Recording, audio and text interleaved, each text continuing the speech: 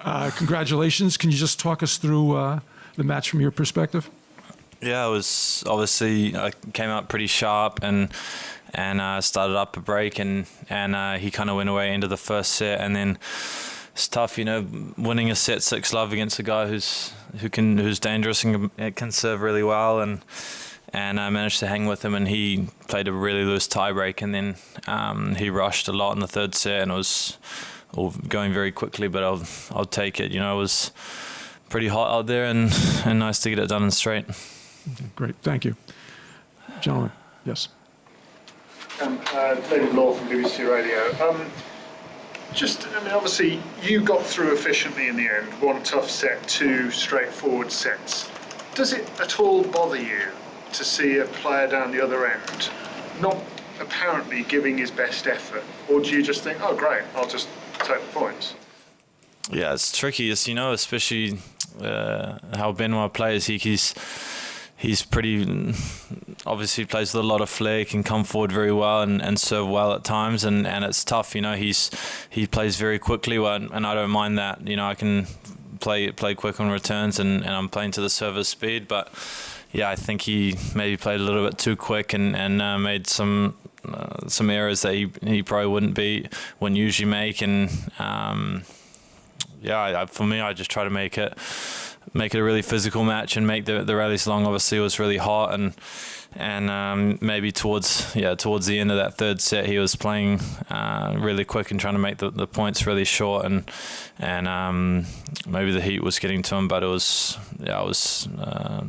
a tough second set, and he's dangerous, So it's, for me, I was just trying to concentrate and stay locked in and try work on a few things out there, and like I said, nice to get it done in straight sets. Rob Moore from The Sun. Just to follow up, is it good for the game when a player is perhaps, seemingly from our perspective, not producing his best effort?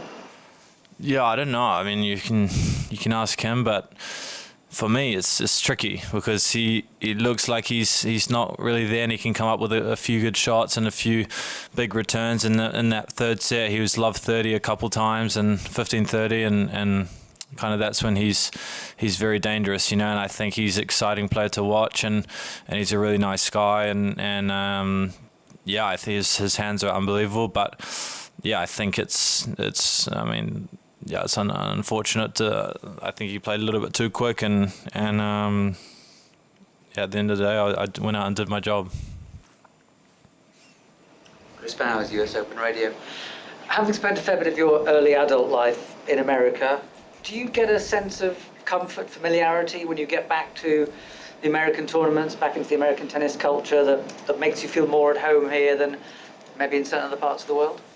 Look, I think I just really like playing on the hard courts, and I think it's my favorite surface. So I guess visiting the US in general everything's pretty easy, and there's always good options for food and everything, and they know how to run events like this, and I really love New York in general, so I think there's a lot of things to like about it, and for me especially the conditions and the way the court plays, and it favors my game. So I think I feel good coming here, and then I also feel good leaving here as well. So I like visiting it a lot, for sure.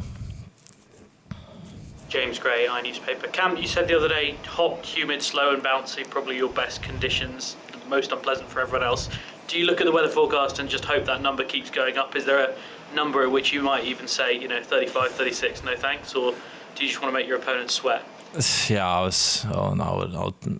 play whatever the conditions are, and it was really hot today, like so humid and really really warm, and I think the court's playing pretty quick when it's like this warm, so I think it's I was just trying to be out there and manage it, and I think I saw today that the heat rule was in effect, so if it gets hotter than this, it's less about tennis and more about just kind of getting through the suffering of it, and who can be tougher out there and who can be more physical, and I think that can suit me better at times as well. But it's not great for the fans, not great for the players. In my match we had to stop for about 5 or 10 minutes there. I think someone fainted, obviously it being very hot, so it's not ideal for the fans as well, for sure.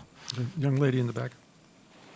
Stephanie Livide, tennis.com. I wanted to ask you about your backhand because a lot of American commentators say it reminds them of Connor's. Have you heard that before? And was he an inspiration when you were developing your game?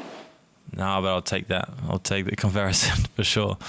But no, haven't really watched too many highlights of Connor's, but it's a different one. I think a lot of players, the ball's coming they're not used to the ball coming so flat from that side and from the juice corner. So I think it's pretty different to see for a lot of players, and it's I think a different shot from the rest of my game. Obviously my forehand's pretty spinny, and then it's kind of like a little bunt, and it can land pretty short as well at times. So yeah, it's just a natural shot for me. Monica from The Guardian. I know the Texas heat is no joke. When you were, was there ever a time when you didn't like playing in such conditions like this? When, I don't know, where you struggled? Yeah, I mean, look, it's not like I love it, you know. Can't wait for it to be boiling and that. I just think when it comes down to it, it can take away from the tennis a little bit and more down to who can suffer more and who can get through it and be tougher and make good decisions when their heart rate's up and when they're not feeling that great physically. And I think in general, when I'm doing physical activity, it could be fitness or obviously playing tennis, I think I'm pretty decent when I'm suffering, and I tend to make sometimes even better decisions when I'm kind of under the pump and I'm moving and it's getting tough and getting physical. And I think the heat adds to that. And I was obviously play a lot in Texas where it was boiling in the summers and boiling towards the end, but I'm sweating quite a lot as well. So yeah, I was not really thinking about it too much and more focused on just trying to improve and the level and the tennis and the tactics. Before, is it good? We'll come back to you. Okay. Simon Briggs, Daily Telegraph. Did you take any coaching from Facundo? And in relation to that, was it a bit odd that Carlos Bernardo was saying you can't talk to your coach when the guy fainted in the crowd? A little bit odd. Yeah, I didn't talk with Facu at all, and yeah, I think it was kind of the only time Benoit went to go talk to him, and he straight away said not to. I think I get the idea of it, trying to keep the conversation short, but he didn't really give Benoit a chance to even start the conversation with the coach. So I think, yeah, it's a tricky one. You know, they letting you coach, and then they're like, no, you can't spend too long. Like it's kind of tough with the grey area, and for me, it's not going to change much. So, yeah. Cam's Neil McClellan from The Mirror. Just on Benoit again, you mentioned what a nice guy he is, and he's spoken quite a lot about the struggles he's had with his mental health. Any moments out there where you found it difficult to concentrate on your job and even felt sorry for it? Say that again. When you were out there, did you struggle to concentrate on your job? Because you said you've got to try and stay professional. Did you struggle with that? Were you tempted? Did you at any time feel sorry for him? Today in the match? Honestly, no. I was trying to play and trying to win every point and trying to get through. That's my ultimate goal, and was not thinking, he's having a tough day today. I was trying to win every point I could and trying to get off the court as quick as I could. So I wasn't thinking about him or how he's doing or anything. I'm trying to just focus on myself, and I'm unfortunate. Obviously it's tough for him that he had a tough day and that, but like I said, on the days that I'm not playing him, I wish him all the best, and I'm always saying hi to him, and he's a really good guy. Everyone loves him on the tour, and he's super talented as well. But yeah, I think he has days like this, and it's tough to be consistent on the tour playing like that. Okay, a couple more. Jonathan, BBC Sport. It's similar sort of lines, really. I'm just wondering, how does that factor into your preparations? You know, when you're playing someone like Benoit, who you know has the capacity to do that, and is it difficult for you to stay in the moment? Look, I mean, everyone knows Benoit, and he's flashy and he can play well, play really good matches. And I was like, look, I'm going to go into the match and try and make it as tough as I can for him, and for me, I've prepared as well as I can. You know, got a lot of matches, a lot of wins this year, so I've got a lot of confidence on my side. I got this week to rest. I got to dictate my schedule. I was not really overlooking it and trying to look for ways to play Benoit. I think the matchup was pretty good, and I tried to take care of business as well as I could, and I think it was pretty standard. You know, he played really well in the second set, served well, and returned that one game. I didn't make many first serves, and he took it to me and broke me in that one. But I managed my service games well and executed the game plan well, and it was a pretty solid day. Timani, I promised you a follow-up. Last question. Before the tournament, you said that you're trying to be more picky with your serving and returning spots. Just curious, how do you actually go about improving that? Like, what's the challenge of improving those aspects of your game?